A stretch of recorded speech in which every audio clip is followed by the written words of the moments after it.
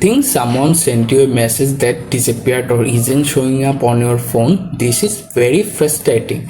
In this video, I'll show you safe, simple way to check hidden or archived messages step by step with no hacks, no risky app and no confusion. So let's get started.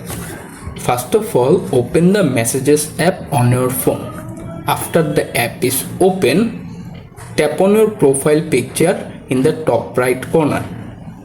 Here you can see various options there. Scroll down, find the archive option, tap to open it.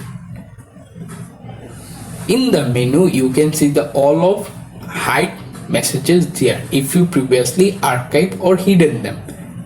You can read it, simply tap to open to read them.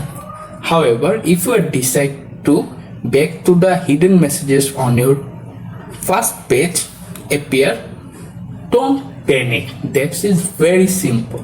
How to do it? Simply tap on hold it. After that, tap on the unarchive icon in the top right corner.